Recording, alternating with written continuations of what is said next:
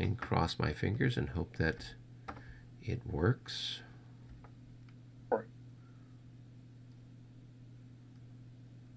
Okay, let's see here.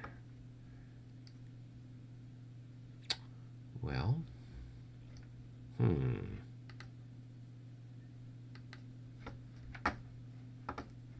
okay. It looks like it's working. It just takes, there's a little bit of a delay from the streaming software to everything else. Okay, excellent. So,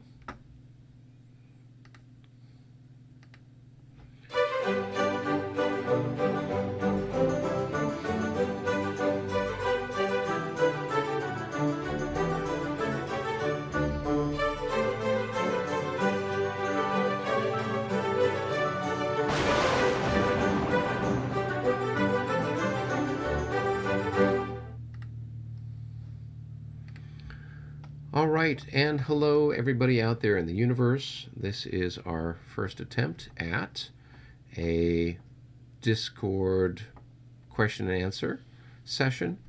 And joining me for the moment is Mr. David Plock, who is one of our new Labatai groupies. How are you doing tonight, David? I am doing well. And you, Eric? So far, so good. Hoping that all of this goes technically smoothly and that people will be able to enjoy it and learn something from it. And in the future, maybe we can get some more people on board. I had talked with a couple of the game designers at Marshall Enterprises, and they like the idea of being able to do like a seminar or something like that online using Discord.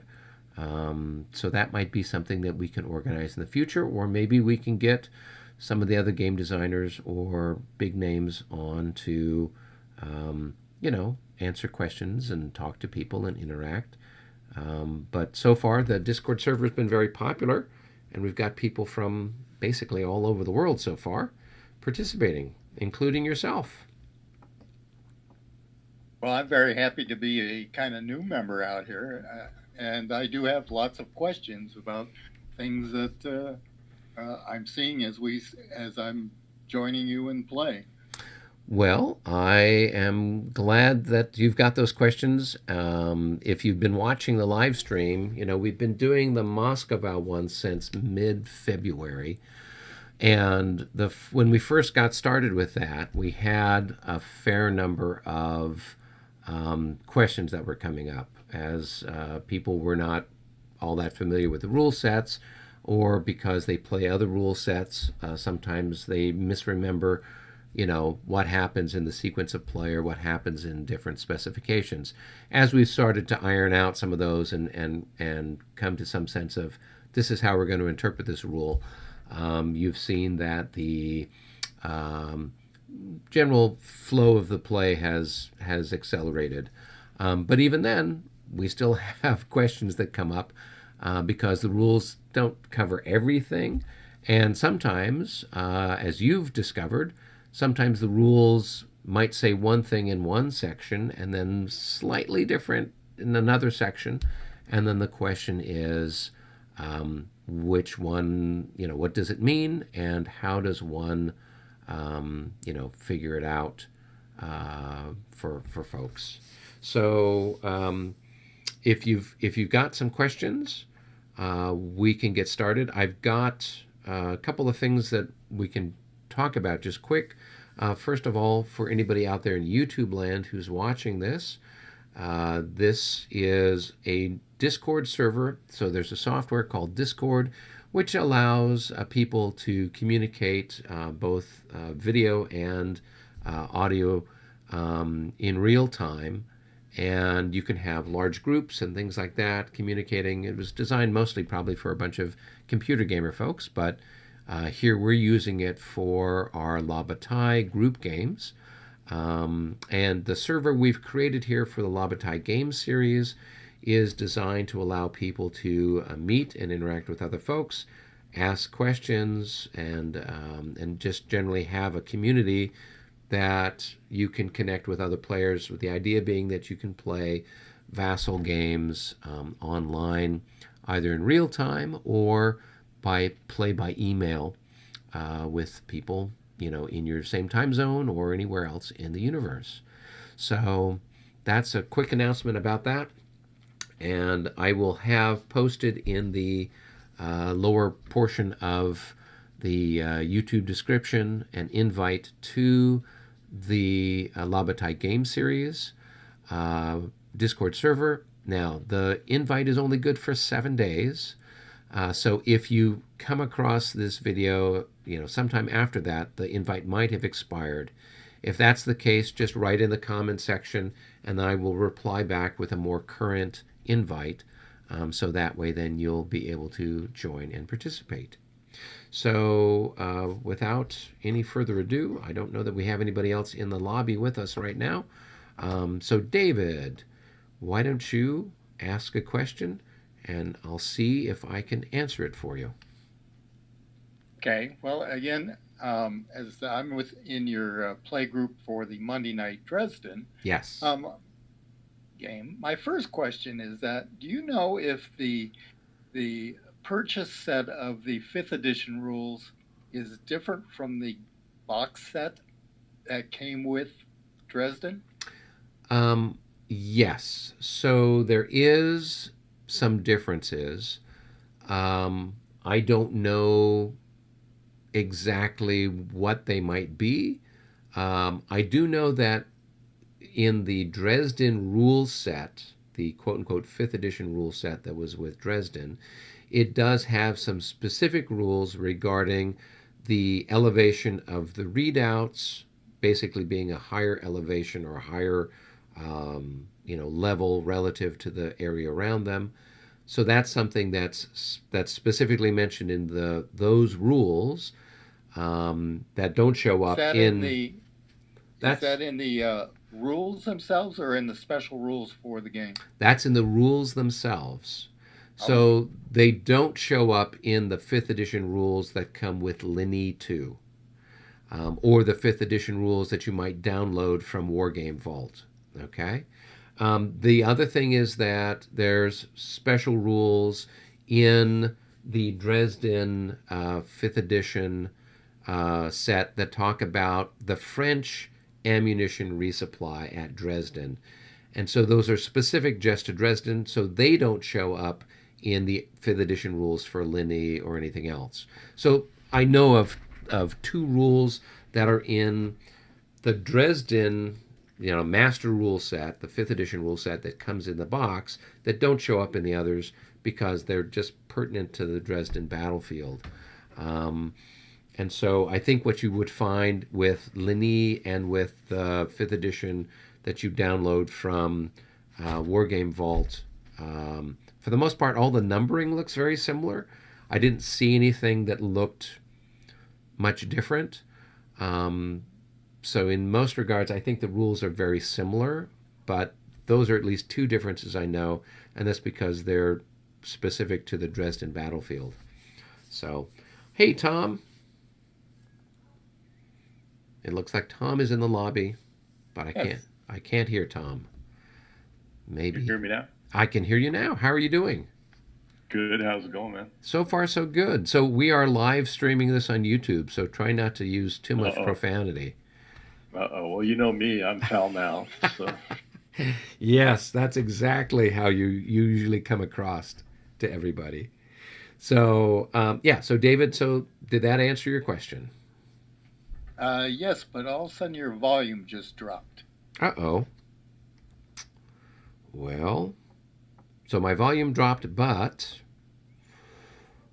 you can still hear me. Just not as loud. Barely. Tom, can you hear me? Yeah, I hear you fine. Okay. So, David, it might be on your end of the universe. Yes. Okay. Woof. What a relief. Technology. So, all right, David, what's your next question? All right. Basically, I was going through the when to take a morale check. Okay. And in 17.2, there's a whole list of things of when to take a morale check. Okay. And I was trying to find, okay, well, when do we, and it doesn't mention like taking one when a unit that's disordered passes through another unit, or if it's PGD, it passes through another unit. Oh, but it's not in that list. It actually is, but it's kind of there when stacking limit of a hex is violated. So right, if you, that's what I came up with. But yeah, it to me that should actually be worded slightly different and say when a stacking violation occurs. yes, because otherwise, when you look at it, you would think, okay, I've got 20 units that are passing, 20 increments in that hex at that moment, as opposed to a violation of stacking. So they talk about, this is in 12.4, it just calls it stacking violations. So it's stacking limit obviously implies you've exceeded the number of things in the hex. But yes, you're right. It should, if it were in a different wording, it would fall under that general concept. So chalk another one up for things not being worded exactly correctly. Change it in one place and got getting changed in another or something. Yes. Yeah. Yeah. Well, and this happens sometimes too, where some of the phraseology that's used, from one set of the rules or in one portion of the rules, and then when it's used somewhere else, they might adopt a slightly different phraseology. It could lead to some confusion. So, but that's kind of where it is. And of course, it is mentioned rather explicitly in the movement section. So if it's not on the list, you still have to do it. And my next thing was, and this we came across in our game last Monday, a unit in a road column being assaulted by cavalry. Yes. So I think you had pointed, yeah. Yeah, in 11.5.2, it kind of just adjusts the morale and goes from there. But in 16.4, it actually says it PGDs right away. Yes. And so the question is, if we're talking about an assault, is that just an infantry assault, or a assault that's part of a charge? So it could be the sort of thing that I think you would go with it because it explicitly says that it routes when you come adjacent to it. Then that should be the default. And then the assault would be if it's being assaulted by other infantry, then it's going to make the morale check with the penalty. Would be my guess. Because where was the rule that you found about it being in? That's Rule 16.4. Units in road column yes, automatically route. Yeah. Yep.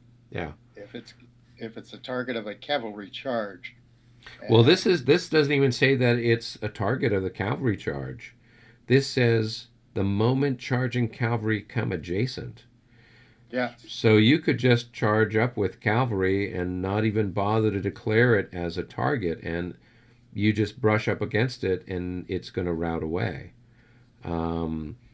And so you could, in the case of the situation we had there at Dresden, if that's how we were running it, then Tom could have, routed, a considerable number of units all in one fell swoop. But when you look back at 11.5.2, it also says specifically a unit in road column that is the target of a charge. Yep. So, what do you do? And that's the sort of thing that, in our particular case, mostly because we didn't have that other rule handy or nobody cited it, we went with the you make the morale check and see if you can stand. Now, in this case, it failed morale, if I remember right, anyway, so it would have had the same effect as the other one, but it's well, let's give us a question of which way do we want to go in the future. Yeah, and so that's where it, as I had alluded in our pre-streaming conversation, I've seen this with the folks at Marshall Enterprises. They'll go in and they'll make an adjustment to the rules in order to correct a situation or to change it in some way to make it fit with what they think needs to be done or specified, not realizing that somewhere else in the rule book it still is citing the older formula or it still has the older wording.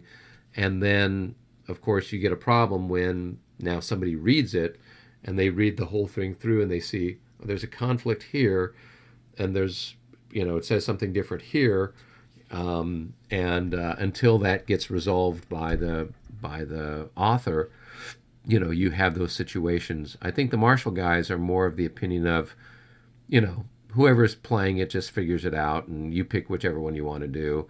I know that they're a little bit more laissez-faire with rules interpretations, but they're trying to do the best they can to tidy up some of the rules issues that have been a part of the premier system. So I do like what you say they're doing, and because that kind of makes the rules kind of a living document versus here's the static document that's these are the rules, and then it doesn't change, Yeah, and I think that's the situation that we find ourselves in when we do play the game, is that if we do have a question with the rules, the players then have to sort of hash it out and say, okay, this is how we're going to interpret it, or this is going forward, this is going to be the mechanism that we use. Tom, do you want to pipe in? You've been pretty good about trying to send some notes to Ed about some of these different issues we've come across with the 5th edition over the years. I mean, as you said, over the years is exactly the point in at least for us documenting so that we go forward, and with the documentation that Ed has been gracious enough to answer every time something's been posted, whether it be by myself or somebody else, just keeping track of that. So again, ultimately, I prefer no confrontations while we're playing the game, and the game doesn't stop. We all know the rules. We have all access to the exact same rules, and we just roll forward, and we just correct anything that we find along the way. But also at the same time realizing that neither side, not everybody's right, not everybody's wrong. It's just when we finally get clarification from Ed, and a lot of times I don't think it's in Ed's, but I think it's in the Premier, and I like the way the ME guys do it, is at that point in time we need to keep the game rolling, and high die wins. Yeah. Yeah, Yep. I think they've got something about that rock, paper, scissors, or roll a die for it, and just keep playing kind of a thing. I know that with a lot of folks, they want to have something that is more definitive, but I think we all realize that no matter how well you have the rules written, there's always going to be situations that aren't unanticipated by the guys that wrote the rules, and so there's always going to be a little hole somewhere. And then just being, a good interlocutor with your fellow gamers, and kind of knowing that's the nature of the universe, and kind of rolling with it is the best way to kind of take care of that. So, and then of course, whatever people decide on, that's what you do for the remainder of the game. Now you might decide the next time you play, hey, we're gonna try it this way with this rule interpretation, or with this rule mechanism, and see how it goes. So, I think Albert and I had done that when we'd played Vassal for the Muscovau. We had played with the cavalry being under the bubble for the entire turn, I think. And we realized, no, we don't like this. And so then we switched it back to it's just under the bubble for that person's individual turn. So people can kind of experiment with it and see which interpretation they like, or see which one makes more sense to them. But I think the one thing that both Ed and the guys at ME have told me is it's still a game, and we're stuck on hexes and a piece of paper and cardboard. And so, how realistic can you make it? You can't make it, it's not a simulation of reality. It's still a game, and there's no real hexes in real life and all these other things. So that's a big part of it. So, Tom, I thought if you were interested, I have your most recent Vassal creation. Did you want to talk a little bit about that? And I can bring it up on the screen, or you can share it on your screen if you've got it handy. You can go ahead and bring it up. Yeah, I don't know what all. I'm assuming I can talk about it, I guess. Yeah, I guess I can talk about it. I don't think I'm under any disclosure things with the ME or anything like that. They were gracious enough to let me use the original artwork that went into Aspern and Essling, and so I took that and ran with it and made for an enjoyable experience in converting the game over to Vassal, with keeping. I want assuming ME is happy with it and everything, and I can keep on going forward with them supplying the original artwork.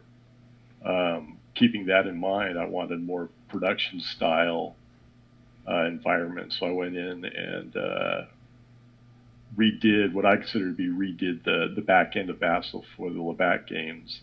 Okay. To make it more streamlined, and it's and to add some added bells and whistles. As an example, even though ME doesn't recognize commands per se like they do in the 5th edition, I went ahead and added a feature in there where you're at the division level, you can highlight all the units that belong to that division. So I built that into the back end. And so it makes it a lot easier to be able to find units, keep things a little bit more organized.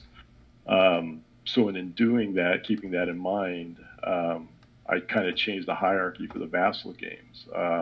Another example is the command radius. Whether we like it or not, it can be adjusted. But I made more of a generic command radius, where in cases like with the 5th edition, you can have a commander that steps up or steps down, and it's a little hard to take that into account. So I kind of left it more generic like that. So can you see what I've got up on the screen? Can you see I've got your module up on the screen? Oh, I wasn't watching live. Oh, actually, let's see. I'm actually sharing it on Discord. Yeah. So you should be able to see it on Discord. So here I've highlighted, this is Marlaz with the 4th Cavalry. So what you're showing here is, here's a 3 hex radius that's standard for most brigade and division commanders. And then this sort of lavender, darker lavender, is a 6 hex radius, which is Yep. more common for a corps leader. And then it looks like we have a 10 hex radius, which is more standard for an army leader. And then it looks like we've got a 15 hex radius. Is that correct? Yeah. So that's for Correct. Napoleon, who is stacked with Berthier, or maybe the leader is on a windmill or something like that, and they get that bonus extra army radius. Correct. Okay, cool. Yeah, because when I first Yeah. saw it, I'm like, there's a rainbow. Yeah, well, my wife would be proud of me for using different colors. Yeah. But it's easy for me to dial it back if Right. we think it's obtrusive or not. And I didn't make it. So one of the things that I did that I'm I don't want to say excited about, but I want to experiment with and have some fun with is the potential for hidden units.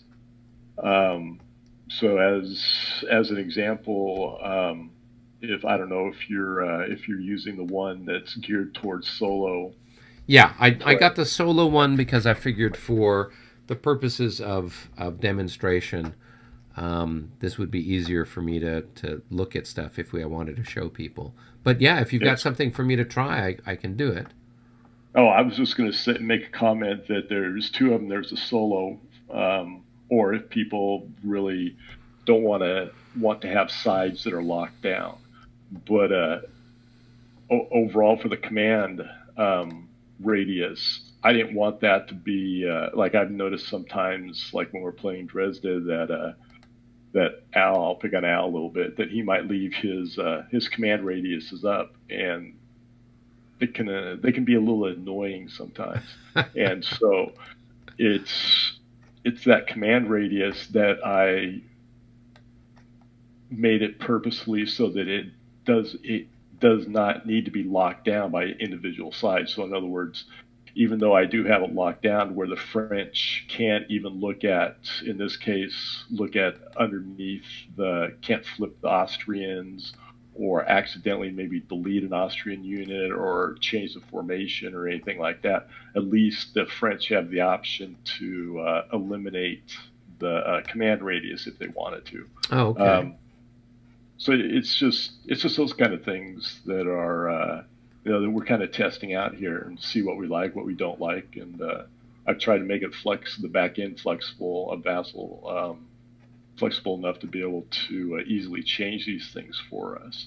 So the overarching goal is to be able to do the majority, if not all, of the games that are published by ME, and to be able to have them in this great environment where people can do it solo, or more importantly for me, and I've made it clear, I know I've made it clear to everybody that I like the team environment. And so playing in the team environment with this, especially with people, when you can't get face to face, regardless of COVID or just distance and time and everything, that people can get together and play in a group setting. Yeah, no, I think it's terrific, and I'm really excited about having a larger, library of VASSAL games for people to access. I think that was one of the things that, maybe was either disappointing or a little frustrating when I'd first tried doing VASSAL a few years ago, was that a lot of the modules were, older. The artwork and things like that, maybe they weren't the best representations, and there was such a limit on how many of there's a gazillion Labatai published games, and then a whole bunch of sort of self-published ones that a number of the fans have done, and they just weren't available in VASSAL. So this is terrific, Tom. And Tom, now do you do computer programming for a living, or you're just familiar with this sort of thing through work or life, or what? I guess I have a talent. I won't say talent. I have I'm able to look at computer screens for endless hours and be able to get stuff done. Let's just put it that way. I have the patience. I have the patience to be able to do this. Yes, Okay. my background is looking at languages and analytics and all that kind of good stuff. But I think that what I've learned is you got to have the patience to be able to do this. I don't know if John's listening or not, but John actually hates computers. He's anti-computer, and he still puts up with us. So he wouldn't, even though he'd be really good at this from an artistic perspective, he would just hate to do it because he has to look at a computer all day. Whereas I can't even draw stick figures, but I can certainly help produce this from a back end perspective to be able so that we can all enjoy something like this. Yeah, well, I'm really excited and very encouraged by it. I've talked with a number of our friends who we've played with at ConSim, and a lot of times the only opportunity they ever have to play a group game or something like that is at a convention from time to time, and I know a lot of them don't have enough space in their houses to set up a large-scale game like some of these ones from ME that take up, a 6x4 table. So being able to have something like this in VASSAL, you don't have to worry about your cat or your kids or anybody else knocking it over or spilling something on it. And so I think this is a great way to go, and will only be encouraging for the community and helping things grow. So I'm really excited, Tom. You've done a great thing here, and I'm looking forward to more. Thanks so much. I mean, it only takes me. I think I got the process down now to where it's. I think I told Monty about 35 to 40 man hours. So it's not terribly difficult. Now that I know this is the first big one that I did. I kind of did two from a proof of concept perspective. So let's just call them one total. So I've done two now, and so I have a pretty good idea on the amount of time it'll take. And but what it comes down to is the publishers being willing to share the original artwork, because it makes a lot nicer, a lot prettier game. I understand copyrights and all that kind of stuff, and people being able to get their dues. And I'll just say this: if I could send Ed $20, or ME, I should say $20, just for allowing me to be able to do this and create this and for us to play, heck, I would do that, no problem. Oh yeah. But I think your point overall is that when we get together at Tempe, a lot of those guys are fun to play with, and even the ME guys, yeah, they might want to jump into. We might want to get a nice game going, that even though it takes us a year to play. Hey, it's something to do to keep our minds, to keep in the, how should I say this, to remember the rules. Yes. Throughout the year, instead of having to cram and remember them from 51-week layoff. Well, and I think the other thing is that, for me, I've gotten to know you and Albert and Paul and Michael and John, and you guys are all out in Dallas, so it's easy for you to meet with each other, obviously not during the pandemic, but to play. For me, I've got to travel all the way out there, and I can't do that on a weekly basis. But here, using this, I'm able to interact and play some games with you every week. And so that alone is tremendous. And now David is on board, and he's able to play the game face-to-face, or not so much face-to-face, but with a real opponent, which is something he hadn't been able to do previously.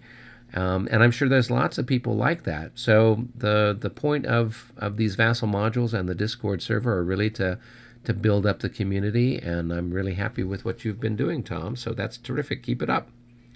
Well, thanks. And just a side note, yeah, you're absolutely right. In that, part of it also is the Discord. I mean, I see people coming on, being added and everything, and as they ramp up and become interested in that kind of stuff, and we can, other guys can form groups. We might, other people might want to join us on playing. So it just helps grow the community overall. Yeah, no, it's terrific, and the whole thing's kind of happened just as a snowball kind of a thing, just since January. But I think this is terrific and a great sort of proof of concept. So, terrific. So, getting back to David. David.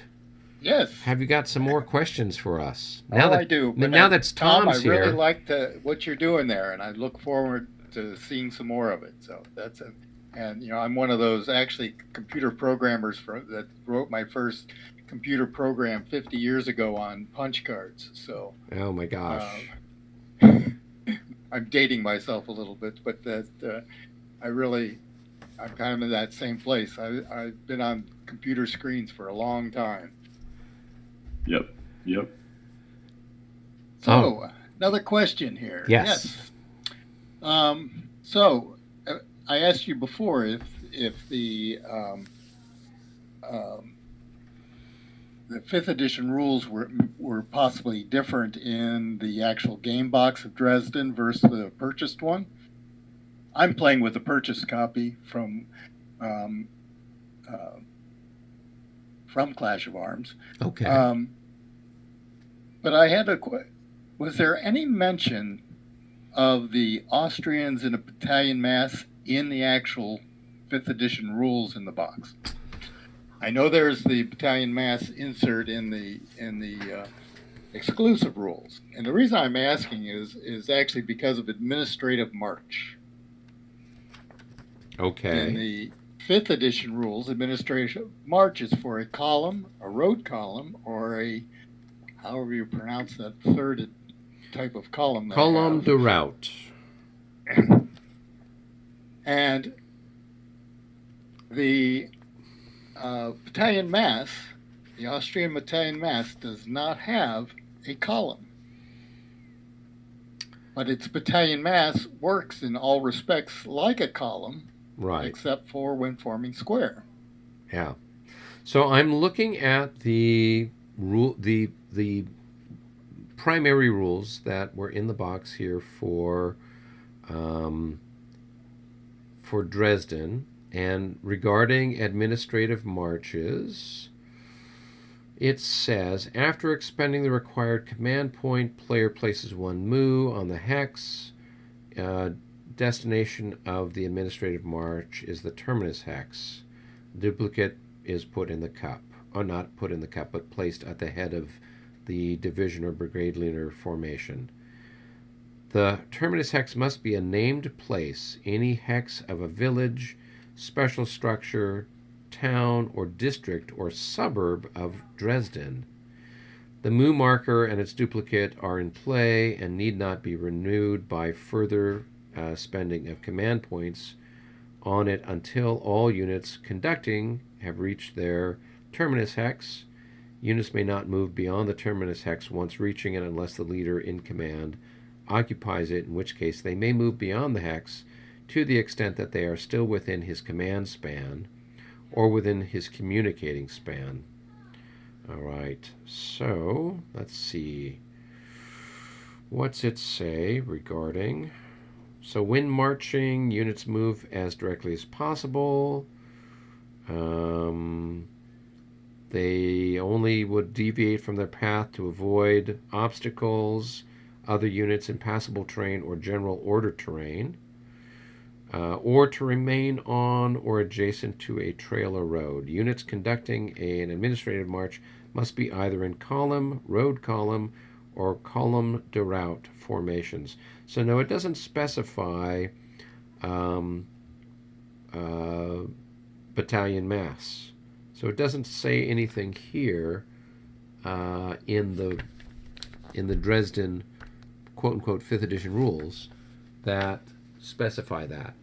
I would presume that because it says in the special rule book that the battalion mass kind of is conducting itself as if it's in column, you would just you could use an administrative march, and they're just going to be moving along in battalion mass, and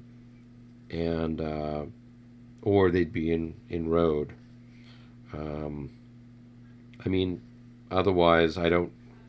You really wouldn't have an opportunity for the Allied players to use an administrative march unless they were specifically in road order. I don't know, Tom. What do you think on that subject? Well, I often commit heresy in that I will look over at the ME rules, and because they've done quite a few games where it has the Austrian battalion mass, and I immediately went over there and looked, and there isn't anything in here that says that differentiates between road column and battalion mass / road column. So I think I'm along the same lines as is that they would assume road column as with any other normal nation. It's just how they're treated after they get out of road column. Well, or in that's this not the particular question, though. Yeah. Say it again, David. That's not really the question. I would assume they'd be able to do a road column because that's and actually I think it does say they can actually do road column in the exclusive rules, but it doesn't. An administrative march for any other unit could be column, a road column, or a column of route. Well, if it's with the Austrian, it doesn't give you the option to be a column. And I have a number of divisions that will be coming on, and some of them aren't real conducive to the area that they're coming on to bring them on in a road column, and I'd rather just move them in a quote column, but I don't have that option, and that's where, before I do it, I'm trying to figure out, can I assume that a battalion mass is for them a column? Yeah, I mean, looking at this is on page 3. It's regarding battalion mass. It's in the lower last part of the second paragraph. It says, players should note that a battalion mass moves like a column, assaults like a column, fires like a column, except when it's facing an enemy cavalry charge. Then it performs like a square. So I think it's safe to say that for the purposes of an administrative march, those guys would, even though it doesn't technically say in the 5th edition rules, columns, road columns, and battalion mass, because it says in the specific rules, it moves like a column, fires like a column. If it looks like a duck, quacks like a duck, it's... the duck. Yeah, you do an administrative march for the duck, so... There you go. Yeah. Well, that works for me. Yeah. Now, if you had somebody who's like a total rules lawyer who was gonna dispute it, then fine. You're, who knows what you could do then. But I wouldn't play with someone like that. So, but you never know. It takes all types. What's your next question? See if you can stump us. No, I can't. I know I can't stump you, but it's easy to do. There are things that... Tom stumped me earlier today, or potentially stumped me. The artillery and road column. This ought to be an easy one, but I didn't see anywhere where it specifically says it. Does each increment occupy a hex when it's in road column because it's a ratio of 1:4? Okay, so let's take a look here real quick and see what it says. I've always thought that it was... Let's see if I can I got to find road column here real quick. Road column. It's infantry and cavalry, you can only put 4 increments in a hex in road column. Right. And when stacking, 1 artillery increment is the equivalent of 4 infantry or cavalry increments. So I'm looking at the rule here. It's on page 14 of the 5th edition rules. The informational markers provided to show the units currently in road column. A maximum of 4 increments may occupy a hex in road column. A unit may be broken down into its smallest presentation in order to deploy into road column if moving from one road trail or etc. Okay, so it doesn't specify 4 increments of infantry or 4 increments of cavalry. It's just 4 increments. So I've always interpreted it as being, it's 4 increments of artillery, or 2 increments of artillery. They can be in road column in a single hex. It's not like there's an equivalent. I think where we have the issue with stacking is when it comes to having a battery and then a bunch of infantry with it, running up against the limits of the hex. I think that's when they're using the formula for it's 4 increments for every 1 point of artillery. But it only seems to be in the case of the stacking limit when you're stacked with infantry. Yeah, that's always been my interpretation as well, is that 4-to-1 ratio is always been for when it's stacked with infantry or with cavalry. I mean, that's the way we've always kind of interpreted it, and it's kind of ingrained, I guess. Yeah. If there, we could all be wrong. When I look at what I've done myself, I see that as I kind of interpret it that same way. But then as I've been reading through here, I'm going, wait a minute, it never explicitly, it does explicitly say when you're combining them, but what is its factor in? Does it also count for road column? And so at least I'm on the same page there. Yeah, I think unless it would get really cumbersome if we had some sort of universal increment notation, and so therefore, artillery was worth X number of increments. I've never seen anything that kind of hints at that. And of course, the one thing with artillery is it's kind of by default, whenever it's on a road or trail, it's in road column. So it doesn't have to change formation to go in or out of road column as it's moving. So that's something that's kind of unique to the 5th edition. I think that with some of the other rule sets, particularly the premier rule sets, you've got to pay money to change formation to go in or out of road column, which I'm always a little perplexed by, but c'est la vie.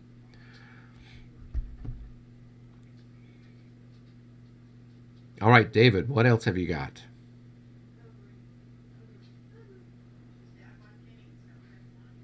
David, Tom, anybody? Well, that's kind of the list I've had so far.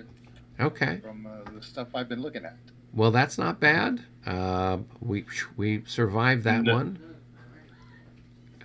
What about you, Tom?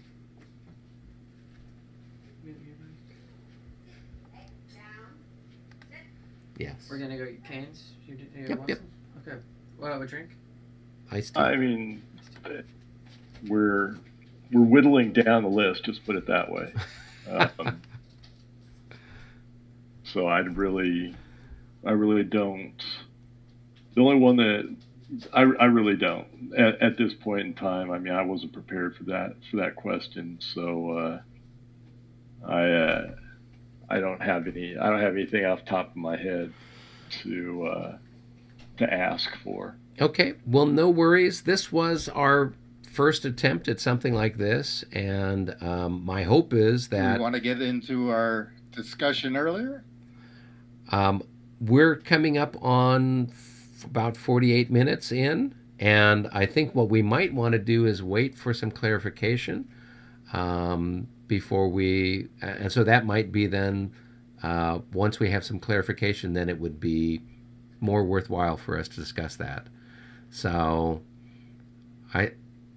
is that okay, David? Because otherwise we could be here for a while talking about those different movement issues that were part of a thread on the Oh, Discord fine. earlier. That's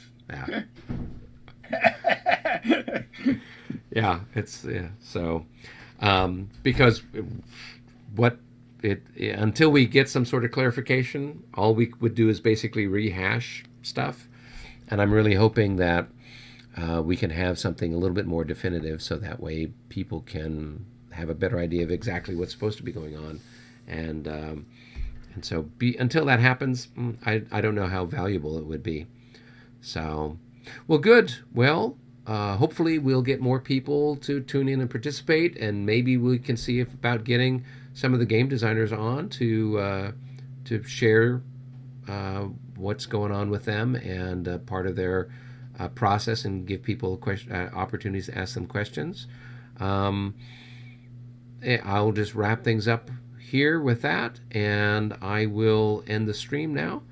And then David and Tom, thank you I think for that participating. would be very interesting. Yeah, to have the game designers on, yes, I'm angling for that. I think I've Sure. Thank you, Eric, for hosting. Good.